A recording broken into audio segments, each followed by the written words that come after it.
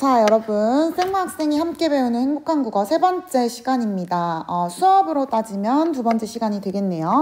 우리 지금 크게 화법의 지식, 기초에 대해서 배웠습니다. 그런데 이 중에서 우리 학습 목표 첫 번째 화법의 성격에 대해서만 배웠죠. 자, 화법의 성격 4가지 뭐 있었는지 한번 전부 다 기억을 떠올려 봅니다. 첫 번째, 구두 언어적 성격. 두 번째, 상호 교섭이에요. 교섭적 성격. 세 번째, 관계적 성격. 네 번째, 사회문화적 성격. 화법이라면 이러한 성격을 가진다, 일반적으로 라는 것이었습니다. 자, 그렇다면 이번 시간에는 화법의 요소에 대해서 한번 배워보도록 하겠습니다. 감히 추측을 하건대 아마도 이번 시간이 제일 영상 시간으로 따지면 제일 짧을 것 같긴 한데 확답을 못 주겠네요. 아무래도 이 내용이 많지 않다 보니까 이번 시간은 절대로 20분을 넘기지 않고 해보도록 하겠습니다. 자, 그렇다면 화법의 요소, 이거는 지난 시간에 다 했던 거고, 화법의 요소를 알기 위해서 자 2번 봅니다. 화법의 요소는 딱히 만들 활동이 없었어요. 그래서 우리는 지금 여기 보면 화법의 요소를 알아보기 위해서 의사소통 과정의 빈칸을 채우는 걸 통해서 화법의 요소에는 이런 것들이 있구나 알아보고, 그 다음에 이제 우리 내용 정리, 핵심 내용을 한번 정리해 보는 걸로 이번 시간은 진행해 보도록 하겠습니다. 자, 여러분들 지금 졸린 친구들, 눈이 감기는 친구들 기지개 한번 켜고 시작해 보겠습니다. 자, 첫 번째. 얘들아, 지금 선생님이 말을 하고 있어요. 선생님이 말하고 있는 어떤 사람이 되죠? 그렇죠. 화자가 되죠. 자, 화자가 됩니다. 화자가 말을 하고요. 내 말을 듣는 여러분들은 청자가 되겠죠. 화자와 청자가 있고요. 자, 그 다음에 화자가 어떤 메시지, 어떤 내용을 가지고 여러분들한테 이 말을 전달을 해야겠죠. 그렇기 때문에 여기 중간에 들어갈 것은 메시지 아니죠. 메시지. 자, 메시지는 조금 괜히 고급진 용어로 한번 해볼게요. 전언이라는 말을 씁니다. 자, 화자가 메시지를 가지고 청자에게 전달을 합니다. 어떠한 큰 장면에서요. 자, 여기까지 이해가 됐죠? 자, 그런데 우리 화법에서 아주 중요했죠. 우리 구어적 성격, 구어 소통을 통해서 한다는 것은 곧 어떤 표현들, 언어적 표현, 그 다음에 큰 소리 같은 거, 준언어적 표현, 그 다음에 손짓, 몸짓, 비언어적 표현을 담은 메시지를 가지고 청자에게 전달합니다.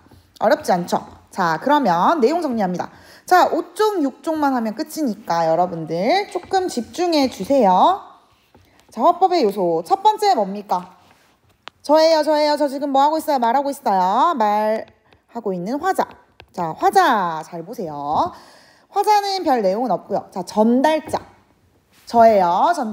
전달자. 여러분들이 만약에 선생님에 대해서 호감이 있어요. 호감이 있어요. 전달자에 대한 호감이 있어. 전달자에 대한 호감은 즉 어디에 대한 호감으로 작용을 한다고요? 전달 내용. 선생님에게 호감이 있으면 선생님이 가르치는 이 내용에 대해서 여러분들이 저 선생님이 말하는 게 맞구나, 이해해야겠다 라는 마음이 들지만 별로 호감이 가지 않아요. 그러면 저 선생님이 말하는 게 맞을까? 저게 과연 중요한 내용일까? 라고 의문을 가질 수 있겠죠. 자, 이런 것을 무슨 원리라고 하냐면요, 일관성의 원리라고 합니다. 일관성. 넌 좀 일관성을 가져 할 때 일관성입니다. 자, 이거는 특히나 얘들아, 우리 설득을 목적으로 하는 거 있죠. 설득을 목적. 특히나 목적이 설득인 경우에 이 일관성의 원리가 굉장히 많이 작용을 합니다. 자, 예를 들어볼까요? 내가 만약에 범죄자의 심리에 대해서 말을 하고 싶어요. 근데 내가 심리학과 교수예요. 자, 다시 범죄자의 심리에 대해서 말을 할 건데 내가 심리학과 교수예요. 그런데 저 사람은 체육 선생님이에요. 예를 들어서 자, 누구한테 여러분들이 좀 더 신뢰도가 상승하고 호감이 상승하겠습니까? 당연히 전자이겠죠. 이러한 것이 바로 일관성의 원리라는 내용이었습니다. 자, 이렇게 화자라는 요소를 알아봤고요. 자, 매우 중요합니다. 우리 장문, 글쓰기를 할 때는 독자가 굉장히 중요했죠. 내 글을 읽어주는 사람. 그런데 말을 할 때는 내 말을 들어주는 사람, 청자가 굉장히 중요합니다. 그렇기 때문에 이렇게나 내용이 좀 많습니다. 자, 집중해 봅시다. 자, 담화. 말을 주고받는 것은 당연히 청자 지향적 행위입니다. 자, 청자를 위한 행위예요. 말을 하는 것은. 자, 그렇기 때문에 여러분들 항상 발표를 하든 연설을 하든 토론을 하든 청자를 먼저 잘 알아야 돼요. 자, 청자 분석을 가장 먼저 해야 합니다. 자, 먼저 분석을 해요. 여러 가지, 여기 밑에 점들 보이나요? 이 청자 분석 칸에 보이는 점들 보이나요? 몇 개예요? 하나, 둘, 셋, 넷, 5개. 이렇게 5개의 변인으로 분석을 하는데요. 이 분석을 먼저 한 다음에 내가 내용을 이렇게 해야겠다. 준비를 한 다음에 발표를 들어가는 겁니다. 자, 그 다음에 발표 중에는 당연히 청자가 자고 있어요. 저기서 졸고 있어요. 그럼 선생님은 수업 시간에 여러분들이 졸면 어떻게 해요? 깨우죠. 이름을 부르고 이런 식으로 청자의 반응을 계속 관찰해서 그 전략을 내가 전략을 세웠잖아. 그쵸? 뭘 통해서 세웠어요? 청자 분석을 통해서 세운 이 전략을 수정해 나가야 한다는 것입니다. 굉장히 화법이라는 것은 역동적이고 상호작용적이기 때문입니다. 자, 그러면 우리 구체적으로 청자 분석 들어갑니다. 자, 우리 혹시나 우리 작년에 설득하는 글쓰기 할 때 쓰기 맥락 중에 독자 분석 간단하게 배워봤던 것 같아요. 기존 입장에 따라, 배경 지식에 따라 전문 용어를 얼마나 노출할지, 일면 메시지, 양면 메시지 기억나나요? 그러한 부분들을 좀 더 심도 깊게 배울 겁니다. 자, 청자 분석은 여러 가지 측면에서 볼 건데요. 첫 번째, 요구입니다. 요구는 말 그대로 이 청자가 과연 내 화법을 통해서 얻고자 하는 게 뭘까? 원하는 게 뭘까? 한번 예측을 해보는 것입니다. 이게 바로 요구입니다. 요구 첫 번째. 두 번째, 지적 수준. 얘들아, 여기서 말하는 지적 수준은요, 일반적인 지적 수준이에요. 저 사람이 좀 상식이 있다. 좀 지적으로 좀 수준이 높네 할 때 지적 수준이고요. 자, 밑에 보이는 거는, 자, 사전 지식은 뭐냐? 그 주제에 대한 거예요. 주제. 자, 이 주제에 대해서는 여러분들 누가 잘 알고 있을 수 있고, 또 다른 주제는 또 다른 사람이 주제를 잘 알 수 있겠죠. 그렇기 때문에 조금 다르다고 이해를 하면 됩니다. 자, 그러면 한 번씩 보도록 하겠습니다. 자, 지적 수준은 말할 내용의 난이도를 결정한다. 어렵지 않을 것 같은데 여러분. 자, 만약에 지적 수준이 어떠하면 주제랑 관련된 구체적인 자료, 그 다음에 얘들아 이거 한번 볼까요? 이거 한번 봅시다. 긍정적 측면과 부정적 측면의 양면, 이것을 5글자 땡땡 메시지 뭐라고 할까요? 배웠는데 맞아요. 양면 메시지죠. 형광펜을 쓰니까 좀 귀여워졌다. 앞으로도 계속 사용하고 좀 더 참신한 게 있으면 계속 적용을 해보도록 하겠습니다. 자, 긍정적 측면과 부정적 측면을 아주 심도 있게 다룬대요. 자, 이런 사람들은 지적 수준이 어떨까요? 네, 당연히 높겠죠. 자, 높다면 이렇게 해라. 반면 낮다면 지금 뭔가 심도를 찾기보다는 구체적인 사례, 명료한 정보를 통해서 가장 중요한 것 뭘까요? 청자가 일단은 이해를 할 수 있도록 해야 한다는 것입니다. 어렵지 않죠? 이 부분들 잘 생각을 해두세요. 자, 넘어갈게요. 자, 주제. 어떤 주제에 대한 기존에 가지고 있는 사전 지식입니다. 자, 이 사전 지식은요, 얘들아, 앞부분을 내용 구성할 때 가장 영향을 많이 미칩니다. 자, 도입부의 내용 구성에 영향을 미친대요. 자, 전문 용어를 처음부터 빡 노출한다는 것은 내가 지금 사전 지식이 많다는 겁니까? 적다는 겁니까? 당연히 많다는 거겠죠. 반면, 자, 전문 용어를 처음부터 노출하는 것이 아니라 배경 설명부터 하는 거야. 배경. 이 사건은 여기서부터 시작됩니다. 배경을 설명하고 그 다음 중간 단계. 전개부에서 어떤 조금 전문적인 용어나 개념이 나타날 텐데 이걸 미리 설명해 준대요. 이런 사람들은 주제에 대한 사전 지식이 비교적 낮겠죠. 적겠죠. 자, 적으면. 자, 어렵지 않죠? 자, 그 다음 넘어갈게요. 자, 주제에 대한 기존 입장. 얘들아, 기존 입장은 그냥 일반적인 면접이나 발표 같은 경우보다 특히나 얘들아, 설득. 자, 설득이라는 것은 이 청자의 태도, 행동, 신념 등의 변화를 줘야 돼요. 나와 같도록 바꾸어줘야 돼요. 그렇기 때문에 설득을 목적으로 하는 화법에서 이 청자의 기존 입장을 파악하는 것이 아주 중요합니다. 자, 볼게요. 만약에 상대편이 호의적이에요.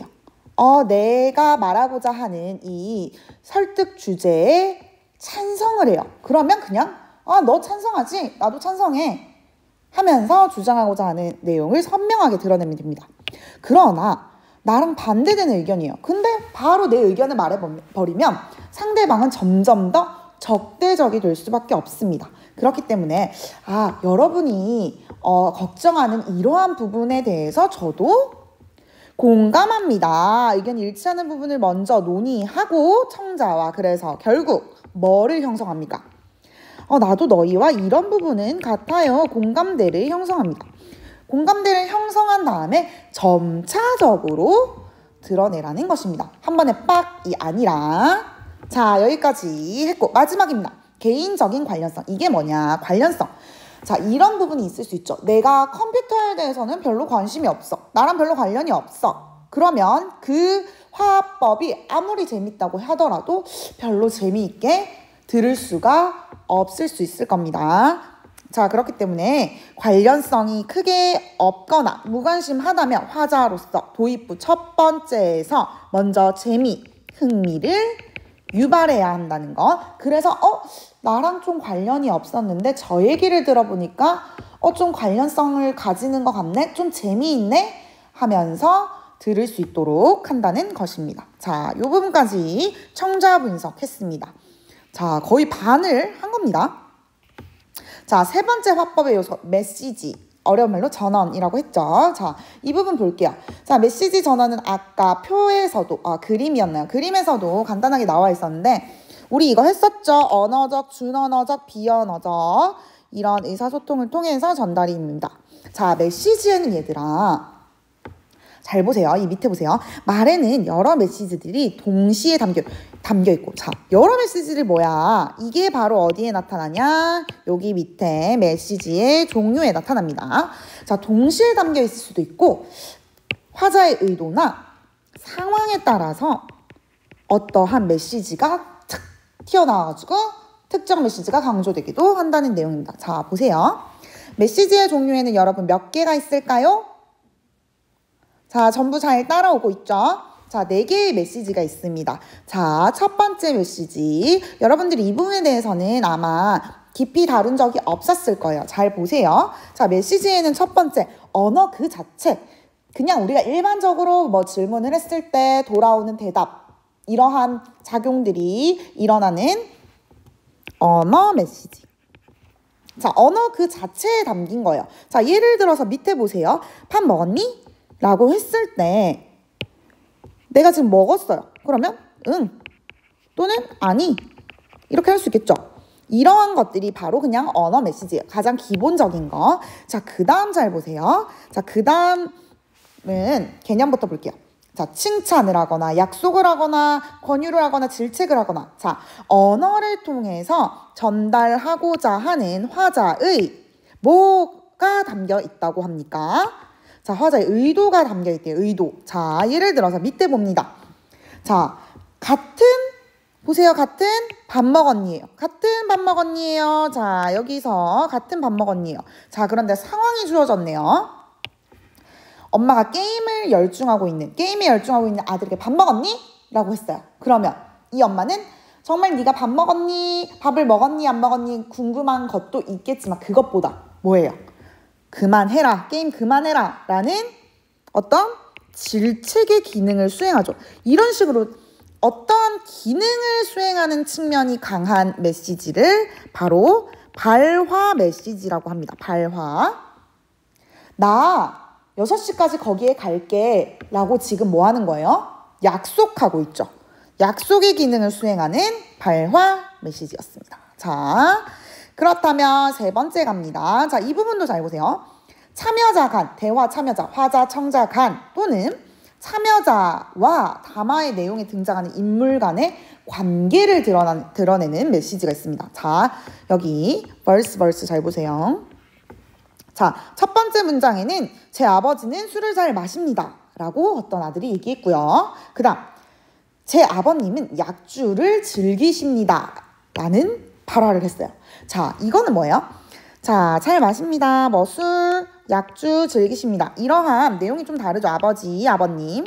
이러한 표현이 다르죠. 자, 이게 바로 뭐냐? 자, 전자와 후자 다른 어떤 아들이 아버지를 좀 친밀한 관계로 느끼나? 아니면 좀 존중하고 존경하고 조금 무섭기도 하고 그러한 관계로 인식하냐? 이러한 것들을 알 수 있죠. 이 문장을 썼을 때, 앞에 문장을 썼을 때랑 뒤에 문장을 썼을 때가 이 아들이 느끼는 아버지와의 관계가 다르구나 라는 걸 알 수 있습니다. 자, 이러한 메시지를 바로 관계 메시지라고 합니다. 자, 마지막이에요. 자, 말을 하다 보면 여러분들도 선생님이랑 말을 하다 보면 선생님이 나이가 22살이구나. 선생님이 뭐 소지섭을 좋아하는구나. 이런 것처럼 상대방이 어떤 사람인지 알 수가 선생님은 이제 소지섭을 좀 안 좋아하기로 했습니다. 참고로 안 궁금하겠지만 자, 계속 할게요. 자, 말을 하다 보면 상대방이 저런 사람이구나. 저 사람은 저런 걸 굉장히 싫어하는구나를 알 수 있겠죠. 그렇기 때문에 자, 이러한 메시지를 정체성 메시지라고 한답니다. 자, 여기까지 이해됐죠? 자, 화법의 요소 벌써 3가지 있습니다. 화자, 청자, 메시지. 자, 마지막이네요. 자, 마지막 갑니다.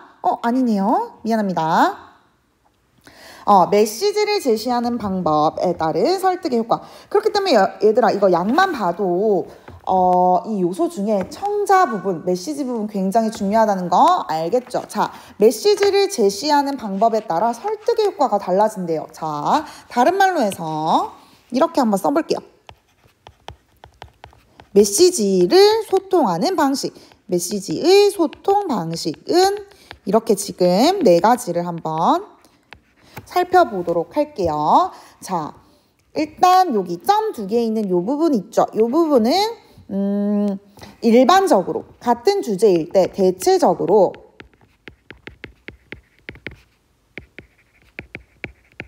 그렇다고 합니다 라는 거를 여러분들에게 알려주도록 하겠습니다. 자, 일단 첫 번째 같은 주제예요. 자, 논리적으로 호소하는 것보다 감정적으로 호소하는 것이 더 효과가 세대요. 그냥 알아만 두세요. 자, 그 다음 통계적 자료를 근거로 할 것인가 개인적 경험을 근거로 할 것인가. 대체적으로 여러분들은 어떤 근거에 좀 더 내가 설득을 당할 것 같습니까? 통계적 자료는 보긴 보겠죠. 당연히 사실이 중요하니까요. 보겠지만 개인적 경험에도 여러분들 크게 영향을 받습니다. 예를 들어 볼게요. 여자아이들은 조금 이해를 하고 공감대를 형성할 수 있을 것 같은데 자, 쿠션을 사려고 해요. 근데 선생님이 만약에 건성이에요. 그러면 선생님이 수분감이 많은 쿠션을 찾겠죠. 그러면 주변에 건성인 친구를 찾겠죠. 찾아서 이 쿠션 어때? 저 쿠션 어때? 물어보면서 그 친구의 경험을 근거로 이 쿠션을 사야겠다 라는 생각을 하게 되겠죠. 자, 이러한 부분을 이해하면 되고요. 자, 밑에 점 2개는 효과 그리고 그 기준에 따라 조금씩 달라집니다. 자, 볼게요. 상반되는 의견. 지금 나와 화자와 청자의 의견이 좀 상반이래요. 자, 이러한 경우일 때 양면적 제시, 일면적 제시 알죠? 우리 배웠습니다. 어떤 것이 더 설득이 효과적일까? 자, 두 가지 기준으로 나눠봅니다. 자, 주제에 대해서 많은 내용을 알고 있다면 앞에 우리 배웠으니까 이 정도 쓸 수 있겠죠. 양면적인 의견 제시. 긍정적 측면, 부정적 측면 함께 다루는 것. 자, 그 다음 사전 지식이 적다면 당연히 그냥 일면 메시지. 그냥 이러한 부분에 대해서만 해야겠다. 너무 복잡하게 여러 의견을 다루지 말아야겠다라고 이해하면 됩니다. 자, 마지막이에요. 상대보다 먼저 의견을 제시할 것인지 나중에 의견을 제시할 것인지. 자, 이 부분은 그냥 한번 알아만 두세요. 자, 내가 그냥 학습 뭔가 머리에 넣어요. 배우는 입장에서는 먼저 제시되는 게 빨리 배울 수 있다고 합니다. 이러한 효과를 초두 효과라고 합니다. 초두 효과를. 그런데 파지라는 것의 이 뜻은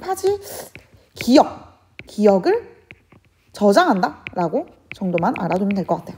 기억을 저장하는 것은 얘들아, 항상 선생님이 수업을 할 때 첫 부분은 잘 기억이 중간 부분이 제일 기억이 안 날 텐데 아마 중간 부분은 잘 기억이 안 나다가 마지막에 빵 기억이 나죠. 이러한 부분은 근시 효과입니다. 마지막에 제시되는 것이 효과적이다. 근시 효과. 자, 드디어 마지막 장면 딸랑 세 줄 있네요. 자, 봅니다. 장면은 또 다른 말로 맥락. 지금 우리 이야기가 이루어지고 있는 맥락, 상황 이런 것들, 장면, 맥락 같은 말입니다. 자, 담화가 이루어지고 있는 배경. 자, 이 맥락에는 시공간, 단순히 지금 낮 그리고 학교 교실이라는 시공간적 맥락뿐만 아니라 우리 나라, 우리 문화, 사회 문화적인 맥락이 있겠죠. 이러한 부분들을 좀 고려를 해야 된다. 화법에는 이러한 요소가 있다라는 거 이해를 하면 됩니다. 자, 밑에 거를 한번 이해해 봅시다. 같은 말이라도 어떤 장면에서 행해지느냐에 따라 의미가 달라진대요. 자, 예를 보세요. 10분 남았네. 자, 선생님 수업처럼 아니다. 여러분들처럼 아주 학구적인 학생들은 10분 남았네. 선생님 수업 듣다가 10분 남았네 라고 하는 것은 수업 더 듣고 싶은데 아쉽다. 10분밖에 안 남았네 라고 할 수 있고, 여러분들 말고 수업 학구적이지 않고 수업의 재미를 느끼지 못하는 학생들이 10분 남았네 라고 하는 것은 뭐야? 10분이나 남았어? 저 재미없는 수업을 10분이나 더 들어야 돼? 라는 의미가 되겠죠. 자, 여기까지입니다. 자, 우리 화법의 성격 뭐 있었죠? 또 화자, 청자 이러면 안 되죠. 자, 화법의 성격에는 여기 있었어요. 4가지. 그 다음에 화법의 요소에도 이렇게 4가지 있었습니다. 여러분들 이렇게 우리는 결국 앞에 갑니다. 화법의 성격 저번 시간에 배웠고 화법의 요소까지 배웠어요. 학습 목표 달성했네요. 우리 화법의 지식, 기초, 이론 다 배운 겁니다. 자, 이렇게 3번째 시간이 끝났고요. 다음 시간에는 이제 좀 교과서와 연계한 수업을 할 겁니다. 여러분들 일단은 교과서를 좀 준비를 해놓고요. 학습지 파일도 선생님이 미리 올려놓도록 하겠습니다. 자, 여러분들 지금 굉장히 힘든 상황인데도 열심히 들어줘서 너무너무 고맙고, 부족한 수업인데도 열심히 하려는 모습이 너무너무 보기 좋습니다. 매일매일 조금씩 더 여러분들에게 많은 거를 알려주려고 노력하는 선생님이 되도록 하겠습니다. 자, 이상 3차 지수